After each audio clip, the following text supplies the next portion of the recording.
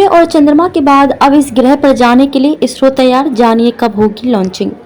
चंद्रयान 3 और Aditya L1 mission के बाद इसरो शुक्र मिशन यानी कि शुक्रयान के लिए जोर शोर से तैयारी कर रहा है। इसके अगले साल दिसंबर में लॉन्च होने की संभावना है। वीनस मिशन से पहले अंतरिक्ष एजेंसी इस साल दिसंबर में ही एक्सपीओसैट या एक्स-रे पोलारीमीटर सैटेलाइट लॉन्च करने की तैयारी कर रही है। इसका उद्देश्य चमकीले एक्स-रे पल्सर का अध्ययन करना है। इसरो प्रमुख एस सोमनाथ ने हाल ही में कहा था कि सौरमंडल के सबसे चमकीले ग्रह शुक्र पर मिशन पहले से ही तैयार किया गया है। मिशन के लिए इसके पेलोड विकसित किए गए हैं। इसके 2024 के दिसंबर में लॉन्च किए जाने की संभावना है। इस समय पृथ्वी और शुक्र इतने संरेखित सीधी रेखा में होंगे कि अंतरिक्षयान को कम प्रणोदक का उपयोग करके पड़ोसी ग्रह की कक्षा में रखा जा सकता है।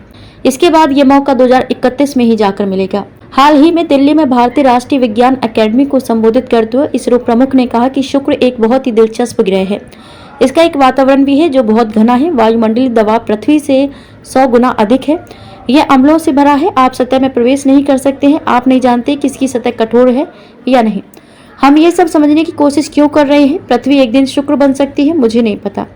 शायद 10,000 साल बाद पृथ्वी अपनी विशेषताएं बदल लेगी। पृथ्वी पहले भी ऐसी कभी नहीं थी। बहुत समय पहले ये रहने योग्य जगह नहीं थी। शुक्र सूर्य के बाद दूसरा ग्रह है और पृथ्वी का निकटतम पड़ोसी ग्रह है। इसे अक्सर पृथ्वी का जुड़वा कहा जाता है क्योंकि यह आकार और घनत्व में समान है। एक्स-रे पोलारीमीटर उपग्रह पर सोमनाथ ने कहा कि हम एक्सोवर्ल्ड्स नामक एक उपग्रह की भी कल्पना कर रहे हैं जो एक्सोसौर ग्रहों या ऐसे ग्रहों को देखने के लिए एक मिशन है जो हमारे सौर मंडल से बाहर है और अन्य सितारों की परिक्रमा कर रहे हैं। एक्सो ग्रहों में से कम 100 में वायुमंडल मौजूद है। मिशन एक्सो ग्रहों के वातावरण का अध्ययन करेगा और पता लगाएगा कि क्या वे रहने योग्य हैं या नहीं।